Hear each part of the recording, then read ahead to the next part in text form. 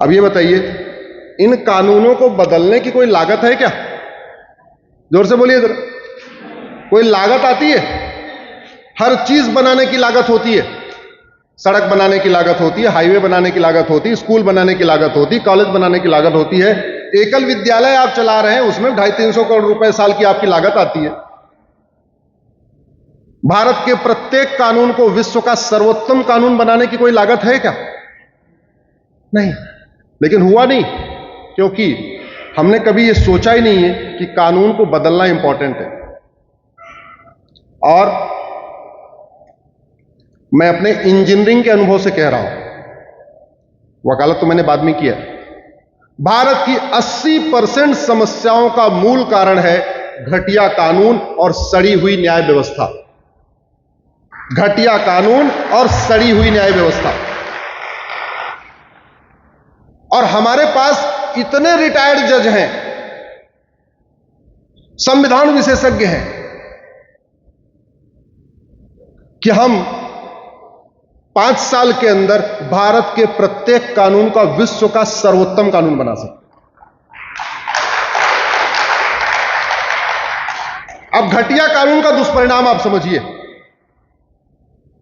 दिल्ली में एक व्यक्ति इस समय जेल में है कि नहीं है, जो अपने आप को भारत का सबसे ईमानदार व्यक्ति कहता है।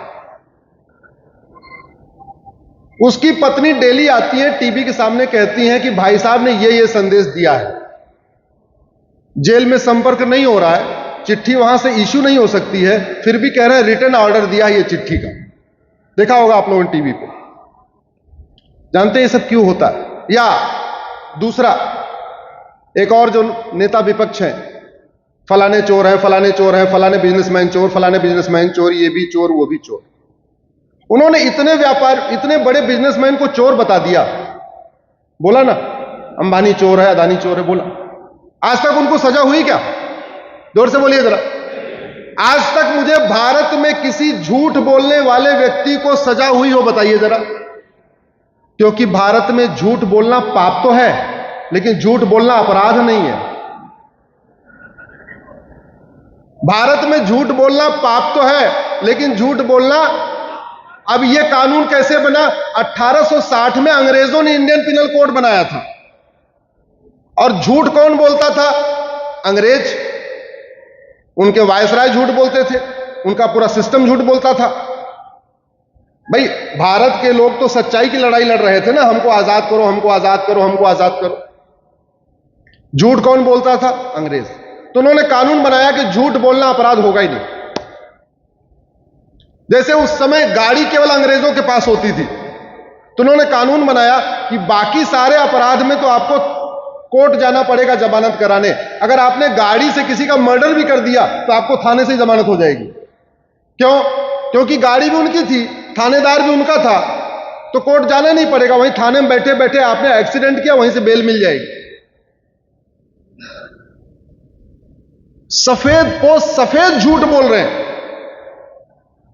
और आज तक किसी सफेद पोस्ट को सफेद झूठ बोलने के कारण सजा नहीं हुई। क्यों? क्योंकि भारत में झूठ बोलना पाप तो है, लेकिन झूठ बोलना अपराध नहीं। अमेरिका में एक आतंकवादी डेविड कोलमैन हेडली पकड़ा गया। उसने तुरंत एडमिट कर लिया कि हां उसने झूठ बोला है, क्योंकि वहां झूठ बोलने पे 10 से 20 साल सजा है। एक व्यक्ति शर्ट चुराता है, तुरंत बोलता है जब हमने शर्ट चुराया। क्यों? क्योंकि शर्ट चुराने की सजा 5 साल की, झूठ बोलने की सजा 10 से 20 साल की। अगर वो एडमिट कर लेगा तो 5 साल में जेल में रहेगा, और कह देगा मैंने शर्ट नहीं चुराया तो 25 साल जेल में रहेगा। तो क्या करेगा वो? एडमिट कर लेगा। आप लोग गूगल करना, एक व्यक्ति को अभी 25 साल सजा हुई अमेरिका में शर्ट चुराने के कारण। क्यों? कि उसने शर्ट चुराया, झूठ बोल दिया, इसलिए 25 साल सजा हुई। अगर ये सही सही कह देता हमने शर्ट चुराया तो 5 साल में छूट जाता।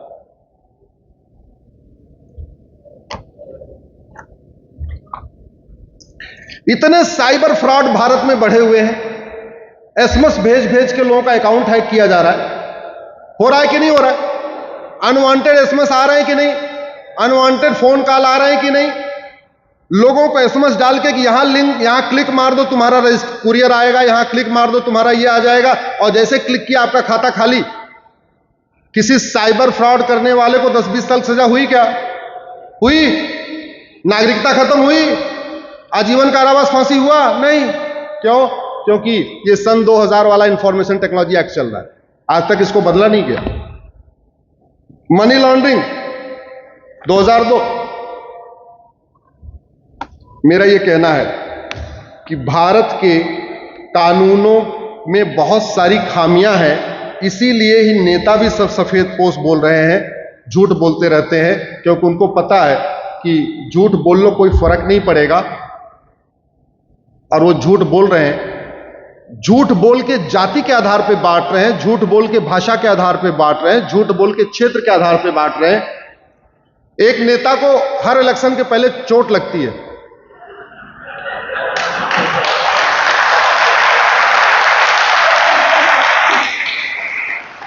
क्योंकि उसको भी पता है हमारा कोई नार्को टेस्ट तो होगा नहीं, कोई पॉलीग्राफ ब्रेन मैपिंग तो होगा नहीं, तो कह दिया चोट लगी तो चोट लग गई, बस मानो आप। जो लोग थोड़ा दिमाग लगाते हैं मान लेते हैं हाँ चोट लगी, जो नहीं मानते करे झूठ बोल रही है, लेकिन कुछ होता तो नहीं है ना, नहीं होता, क्योंकि झूठ बोलना पाप तो है, झूठ बोलना गंभीर अपराध नहीं है। इसलिए मैं बार बार कहता हूं, मेरा व्यक्तिगत यह मत है कि सबसे पहले भारत में रिफॉर्म की जरूरत है, कानूनों में बदलाव की जरूरत है, भारत के प्रत्येक कानून को रिव्यू करने की जरूरत है, और केवल अंग्रेजी कानूनों को नहीं, बल्कि आजादी के बाद भी बहुत सारे कानून बनाए गए भारत को बांटने के लिए, भारत को लूटने के लिए, भारत को डिवाइड करने के लिए। एक मैं आपको एग्जांपल देता हूं, 25-30 साल पहले हिंदू और बौद्ध का झगड़ा नहीं होता, आपने कभी सुना नहीं होगा हिंदू बौद्ध का झगड़ा हो रहा है, लेकिन अभी धीरे धीरे आपस में झगड़ा बढ़ रहा है। इस झगड़े की जड़ है 1992 में कांग्रेस द्वारा बनाया गया माइनॉरिटी कमीशन एक्ट। जितनी समस्याएं हैं आप उसकी जड़ में जाएंगे तो आपको एक ही चीज मिलेगी, या तो कानून है नहीं, या तो कानून उल्टा बनाया गया। भारत के संविधान के अनुसार और कानून के अनुसार हिंदू का मतलब हिंदू, जैन, बौद्ध और सिख होता है। 1992 में कानून बनाया गया और कानून बना के कहा गया कि हिंदू अलग हो गए, जैन, बौद्ध और सिख अलग हो गए, और उनको माइनॉरिटी का दर्जा मिल गया। फिर माइनॉरिटी कमीशन शुरू हुआ, माइनॉरिटी अफेयर मिनिस्ट्री शुरू हो गई। फिर अलग अलग नियम बना दिए कि अगर हिंदू बन के आप फैक्ट्री खोलोगे तो आपके लिए ये टर्म्स कंडीशन है, आप माइनॉरिटी अगर हो फैक्ट्री खोलोगे तो आपके लिए ये टर्म्स कंडीशन। हिंदू हो स्कूल में एडमिशन लोगे तो आपकी ये फीस होगी, अगर आप माइनॉरिटी हो स्कूल में एडमिशन लोगे तो आपके लिए ये फीस होगी। फीस भी अलग हो गई, नियम भी अलग हो गए, कानून भी अलग हो गए। तो जो चालाक लोग हैं वो कहते हैं जी मैं तो बौद्ध हूं। क्यों? स्कूल में एडमिशन में छूट मिलेगी, फीस में भी छूट मिलेगी, लोन में भी छूट मिलेगी, अलग से मंत्रालय माइनॉरिटी अफेयर मिनिस्ट्री है छूट। लेकिन इस कानून का दुष्परिणाम और भी है।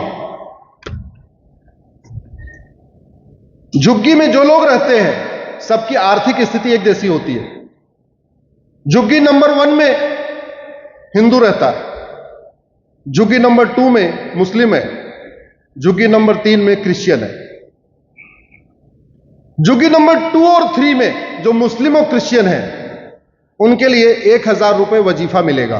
क्यों? क्योंकि वो माइनॉरिटी है इस कानून के अंतर्गत, 1992 वाले कानून के अंतर्गत। लेकिन झुग्गी नंबर 1 में जो हिंदू रहता है उसको 1000 रुपए नहीं मिलेगा। क्यों? क्योंकि वो हिंदू है। साउथ के राज्यों में मैंने जाके देखा, जब इस कानून को चैलेंज करना था उसके पहले मैं उधर समझने गया था कि क्या क्या हो रहा है। तो वो गरीब हिंदू एडमिशन के समय क्या करता है, नाम तो रखता है अनिल कुमार, श्याम कुमार, रामलिंगम, भद्राचलम, जो भी मल्लिकार्जुन, सब नाम रखता है, लेकिन रिलीजन वाले कॉलम में वो क्रिश्चियन लिखवा देता है। क्यों? क्योंकि उसको भी 1,000 रुपए मिलेगा अगर वो क्रिश्चियन हो जाएगा, अगर हिंदू रहेगा तो हर महीने 1,000 रुपए नहीं मिलेगा। अब जब वो 1,000 रुपए महीने लेने लगता है तो उसके दिमाग में भय भी होता है। गरीब आदमी है, 1,000 रुपए महीने आ रहा है, सोच रहा अगर किसी ने शिकायत कर दिया कि ये तो हिंदू है तो मैं तो हो सकता जेल चला जाऊं, 1,000 रुपए जो आ रहा है ये भी बंद हो जाए, तो वो हाथ का रक्षा तोड़ हटा देता है। साउथ में सब तिलक लगाते हैं, लेकिन उस 1,000 रुपए के चक्कर में तिलक लगाना छोड़ देता है।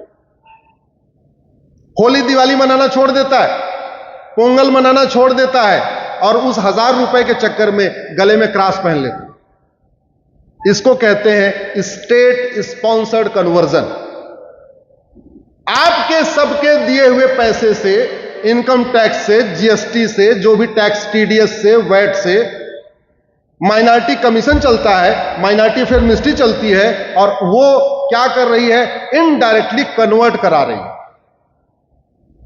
इस कानून को हमने सुप्रीम कोर्ट में चैलेंज किया हुआ है, इस माइनॉरिटी कमीशन को, माइनॉरिटी अफेयर मिनिस्ट्री को। भारत में minority commission, minority affair ministry की जरूरत नहीं है। Minority commission, minority affair ministry की जरूरत तो पाकिस्तान में है, जहां हिंदू लगातार खत्म हो रहे हैं। Minority commission, minority affair ministry की जरूरत तो बांग्लादेश में है, जहां वहां के माइनॉरिटी खत्म हो रहे हैं। Minority commission, minority affair ministry की जरूरत इस्लामिक कंट्रीज में है, जहां सबको इक्वल राइट नहीं है। अरे भारत में तो सबको इक्वल राइट है, फिर minority commission, minority affair ministry क्यों चाहिए? लेकिन 1992 में कानून चला और ये चल रहा है।